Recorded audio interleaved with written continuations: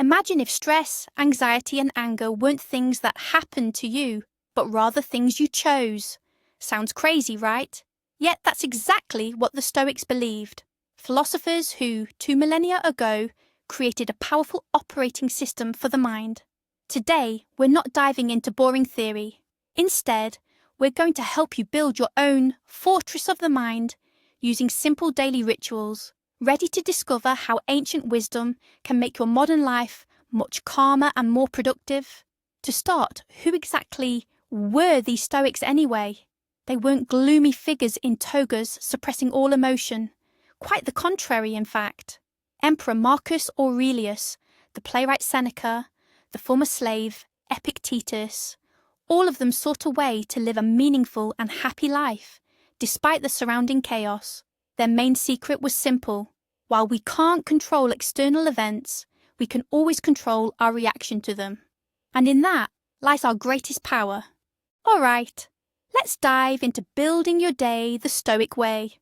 This first ritual might seem a bit odd, even a little pessimistic at first glance, but trust me, its impact is truly remarkable. It's called the morning rehearsal of adversity. Right after waking up, dedicate just a couple of minutes to mentally walk through your upcoming day and consider everything that could potentially go wrong. Sounds a bit grim, I know, but the goal here isn't to spoil your mood first thing in the morning. It's all about preparation. Think of it as mental training before a battle. Imagine a colleague harshly criticizing your project, or getting stuck in a massive traffic jam, making you late for an important meeting, or even something minor, like the grocery store, not having the specific item you need. Now here's the crucial part. You're not just envisioning these challenges, you're actively rehearsing your calm, rational response to them. Okay, if my project gets criticized, I'll listen carefully and look for any constructive feedback. If I get stuck in traffic, I'll notify everyone about my delay and use the extra time to catch up on a podcast. You're essentially stripping these potential problems of their primary weapon, the element of surprise. This transforms potential stress into a manageable task for which you already have a solution. You'll face the day not with naive hope, but with quiet, confident readiness. To prevent this mental preparation from morphing into a morning anxiety session, the Stoics immediately employed a powerful antidote, the practice of gratitude. Once you've acknowledged potential challenges, quickly redirect your attention. Stop dwelling on what you lack or what might go awry. Instead, shift your focus to what you already possess and often take for granted. Consider 3 simple things: the warm bed you just left, the clean water flowing freely from your tap, the comforting cup of hot coffee or tea waiting for you in the kitchen, the health that allows you to rise and move your body, the loved ones who enrich your life. This isn't some esoteric concept. It's a deliberate exercise in shifting your perspective. Our brains are hardwired to seek out problems and threats. By practicing gratitude, you actively train it to notice the good. This lowers your baseline anxiety and builds a foundation of calm for the entire day ahead. You begin your day not from a place of scarcity, but from a state of abundance. All right, with your mind calm and tuned into positivity, it's time to set a clear intention for the day ahead. Most of us start our mornings with a mental checklist: calls to make, emails to send, groceries to buy, a report to finish. But Stoic philosophy suggests a different approach. Before you dive into the day's demands, take a moment to define your overarching purpose for the day. And this is where the key distinction lies. For a Stoic, your main objective isn't an external outcome, as those are often beyond your control. Instead, the true aim is to live this day virtuously. That means consistently acting in accordance with the 4 cardinal Stoic virtues: wisdom, justice, courage, and temperance. This doesn't mean abandoning your practical plans. Rather, it means that an overarching purpose emerges above all your daily tasks, to be a person of good character. For instance, your goal for today isn't simply to finish that tedious report, but to apply diligence and integrity in its completion.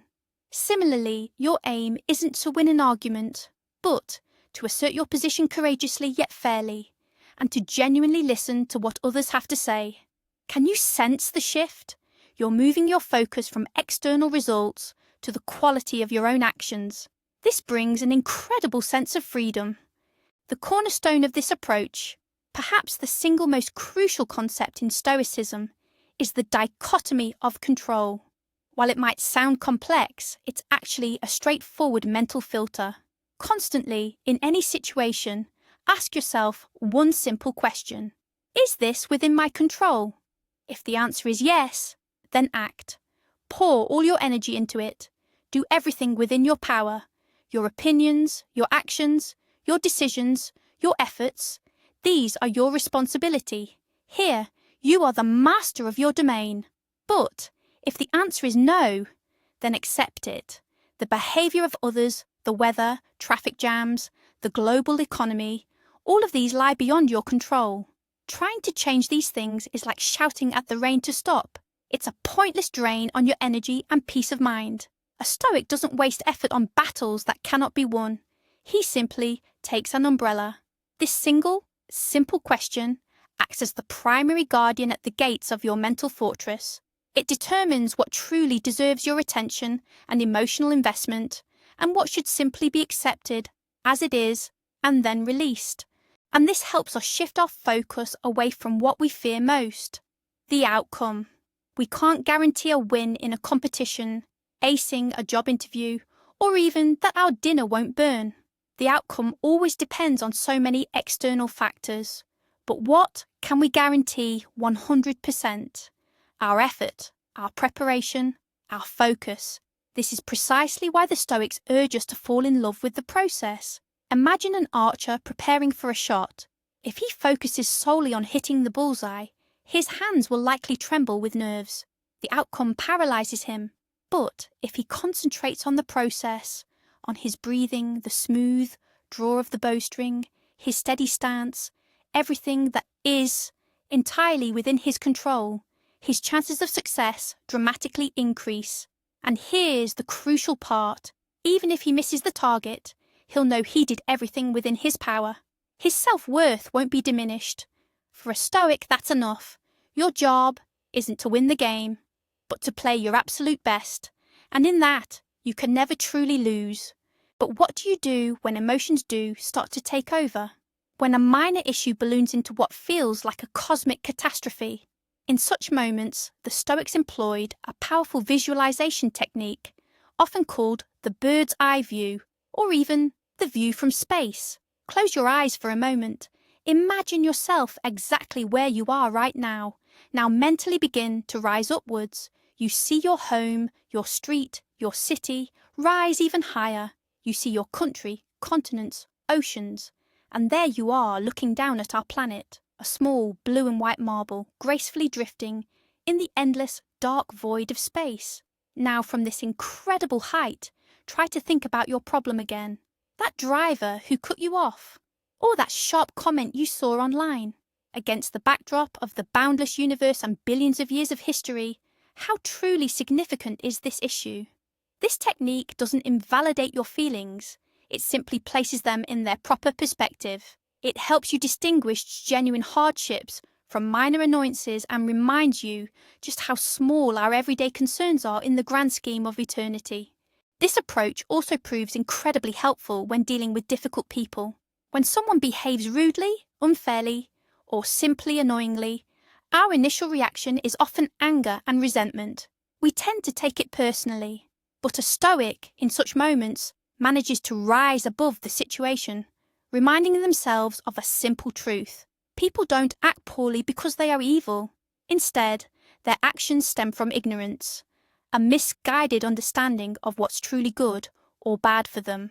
The person yelling at you, for instance, is often deeply unhappy and simply doesn't know how to manage their own emotions.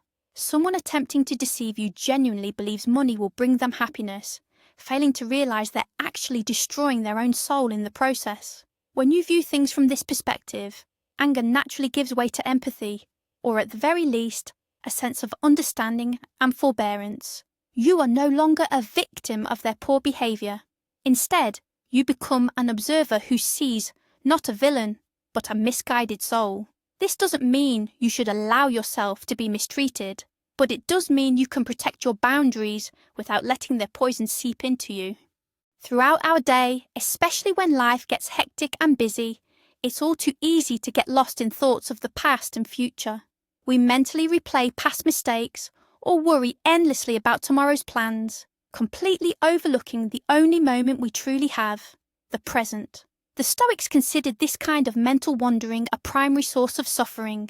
The antidote to this is the practice of present moment awareness, or prosos in Greek. It's not about complex meditation techniques. It's a simple yet deliberate effort to bring your attention back to what you're doing right now. When you're drinking tea, simply drink the tea. Notice its warmth, its aroma, its taste. Don't check your phone or let your mind drift to work. When you're walking down the street, look around you. Feel the wind on your face. Listen to the sounds of the city. Just be here now. This practice grounds you in reality. It reduces that nagging background anxiety, which constantly feeds on regrets from the past or fears about the future. Mindfulness acts as an anchor, holding you firm in the peaceful harbour of the present. No matter how hard we try, life inevitably throws challenges our way. Things break, plans fall apart, and people disappoint us. Our typical reaction is often disappointment, anger, and a sense of injustice. We exclaim, "Why me? This wasn't supposed to happen."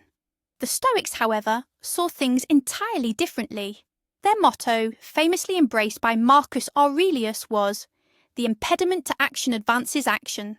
What stands in the way becomes the way." What exactly does this mean? Any problem, any difficulty, any roadblock in your path isn't just an annoying hindrance, it's an opportunity.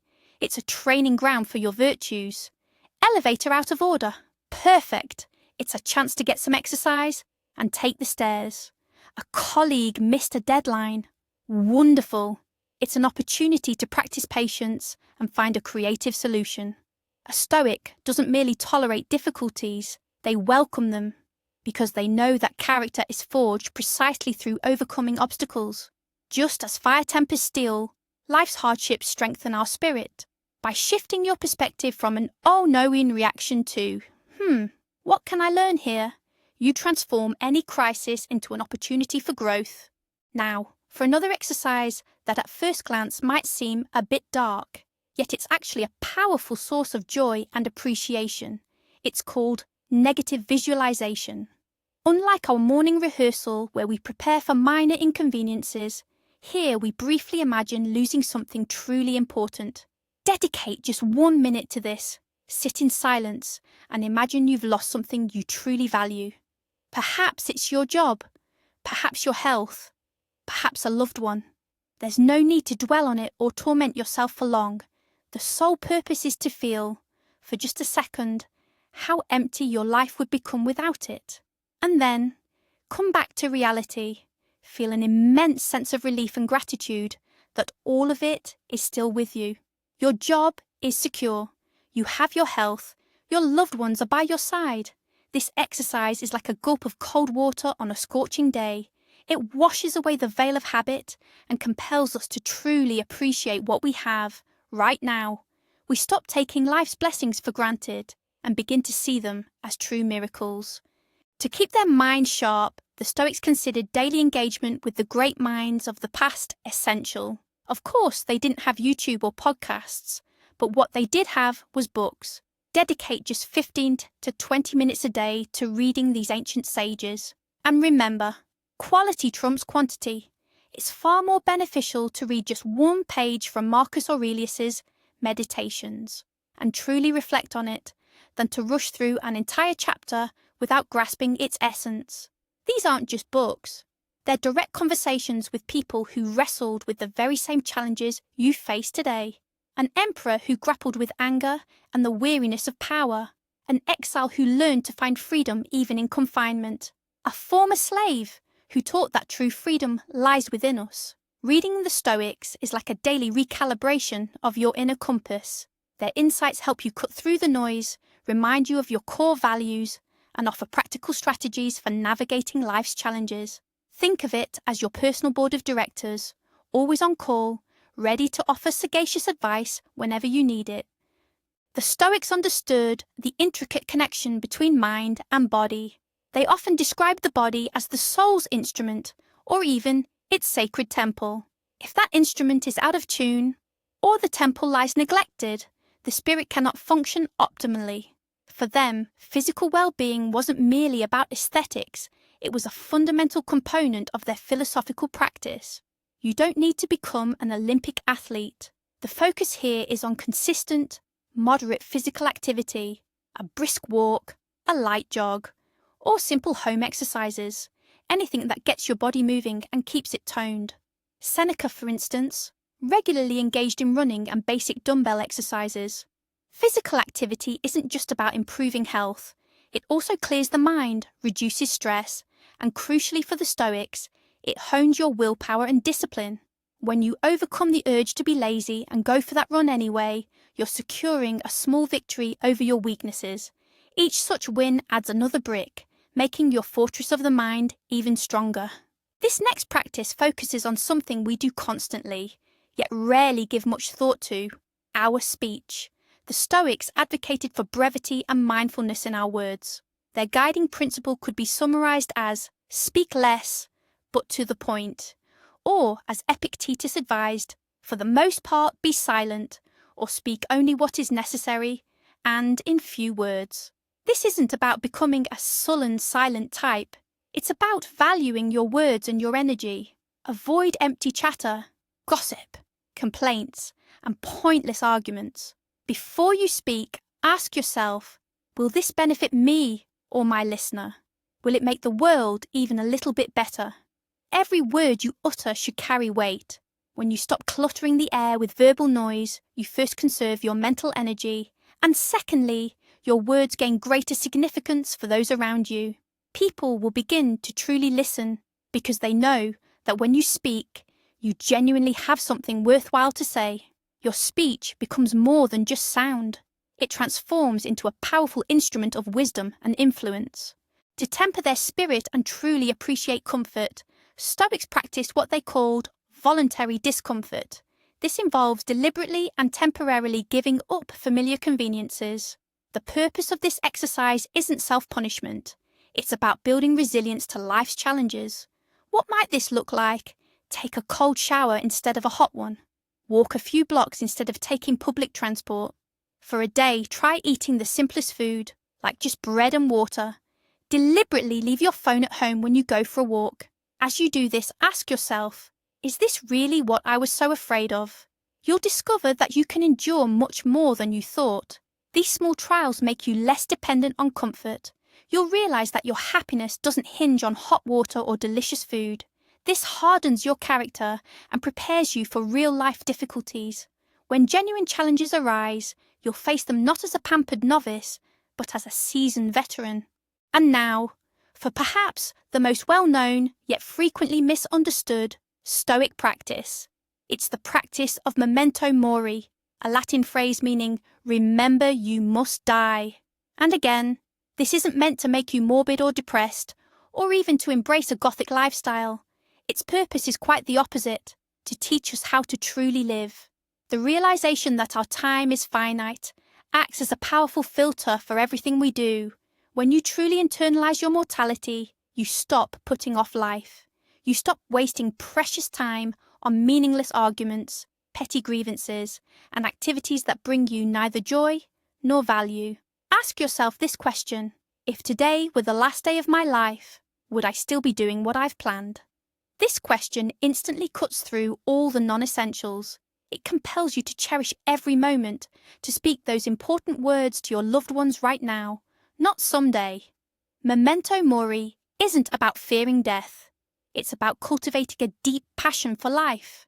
It's a powerful reminder that every single day is a precious gift, too valuable to waste. As evening arrives and the day's demands recede, it's time for a key practice: the evening reflection. But it's more than just a simple recounting of the day's events. The Stoics transform this into a powerful tool for self-analysis, essentially maintaining a philosophical journal. There's no need to write lengthy essays. All you need is a quiet space to honestly answer 3 simple questions that Seneca posed to himself each night. The first question, what did I do wrong today? This is where you analyse your missteps. Where did anger get the better of you? Where did you show cowardice or laziness? The aim isn't self-recrimination, but rather to pinpoint your weaknesses and understand what needs improvement for tomorrow. The second question, what good did I do today? Here, you acknowledge your successes. Where did you successfully exercise patience? Where did you act with fairness or offer assistance to someone? This helps to reinforce positive behaviours and track your progress. And the third question, what did I miss? What chances to practice virtue did you let slip by? Where could you have acted more effectively or virtuously? This helps sharpen your awareness and become more mindful moving forward. This simple 3-step analysis serves as your personal guide to self-improvement. It's crucial to grasp how a Stoic assesses their day. Modern individuals, when reviewing their day, frequently ponder, did I achieve my goals? Did I earn enough money? Was I well liked by others? These inquiries all centre on external factors, elements that, as we understand, often lie beyond our control. A Stoic's daily examination, however, passes through an entirely different lens, that of the 4 cardinal virtues. The questions they pose to themselves are profoundly different. Was I wise in my decisions today? Did I act justly towards myself and others? Did I demonstrate courage in the face of challenges or fear? Was I temperate in my desires and reactions? This approach fundamentally reshapes one's entire value system. The success of a day is measured not by external achievements, but by the quality of your inner state and your actions, even if the whole day went awry. If you manage to maintain your composure, show compassion, and act with integrity, from a Stoic perspective, that day was an unequivocal triumph. You effectively relocate your self-worth to an area you fully command. Before heading to bed, it's crucial to clear your mind of the mental clutter that's built up throughout the day, and chief among this clutter are resentments. Someone might have hurt your feelings, let you down, or treated you unfairly. Holding on to these resentments is like drinking poison and expecting the other person to die. The only person you're truly harming is yourself. So before you drift off to sleep, make it a conscious practice to let go of resentments. Recall the person who triggered those negative emotions in you. Remind yourself, as Marcus Aurelius wisely taught, that they likely acted out of ignorance, not malice. Understand that their actions are their problem. Your reaction to them is yours. And then, just as importantly, forgive yourself for any mistakes you made today.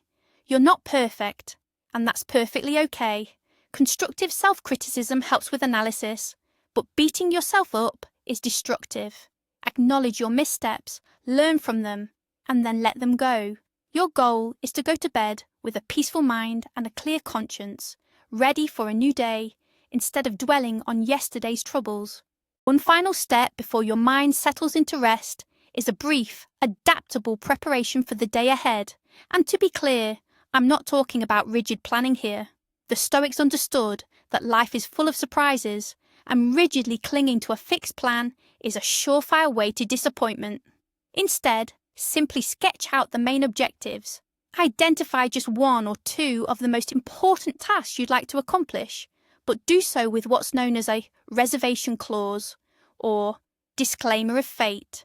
Phrase your plans something like this: tomorrow I intend to finish that report barring any unforeseen circumstances, or I'll head to the gym if the universe allows. This kind of reservation isn't about fatalism. It's a practical tool that proactively prepares you for potential disruptions to your plans. If something goes awry, you won't be as frustrated because you've already accounted for that possibility. You maintain your intention to act, but release your attachment to a specific outcome. This allows you to be driven and purposeful, yet flexible and unperturbed, no matter what the new day may bring. And now, for the final ritual. As you lie in bed, ready to drift off to sleep, take just 1 more minute for a final mental journey. This is a reflection on the cosmos and your place within it. Recall the image we envisioned this morning, that breathtaking view of Earth from space. Ponder the infinite expanse of time, all that came before you, and all that will follow. Consider the billions of stars and galaxies. Feel yourself a tiny yet integral part of this vast, ordered system, what the Stoics called the cosmos or the logos. This practice is profoundly soothing. It places your personal worries, fears, and ambitions into their proper, humble perspective. You realize you are part of something far greater than your daily concerns.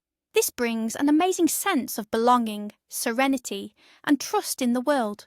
You drift off to sleep, not with a head full of problems, but with a feeling of harmony and order, ready to embrace whatever tomorrow brings. You might think these rules are only for perfect, emotionless robots, but here's the most powerful twist. One of the greatest Stoics, Seneca, was one of the wealthiest men in Rome. He was an advisor to the cruel Emperor Nero. He survived exile to a desolate island and was later condemned to death by his own student, Nero. And how did he face death? When the soldiers arrived, he didn't panic. He calmly comforted his family, discussed the immortality of the soul with his friends, and took his own life with dignity, as the order required. Stoicism isn't just a dusty theory found only in books. It's a philosophy forged in the fires of real life, betrayal, and mortal danger. It doesn't promise to eliminate pain, but it gives you the tools to face it with your head held high. Ultimately, building this fortress of the mind isn't a one-time event. It's a daily practice. Each of these small rituals is a brick in the wall of your inner citadel, protecting you from life's storms. It's not about suppressing emotions, but about acknowledging them and directing them properly. Thanks for sticking with me until the end of the video. If you found these ideas helpful, please give this video a like and subscribe to the channel so you don't miss future episodes. Now, a question for you. What rituals or habits help you maintain calm and clarity throughout your day? Share your experiences in the comments below, and let's learn from each other.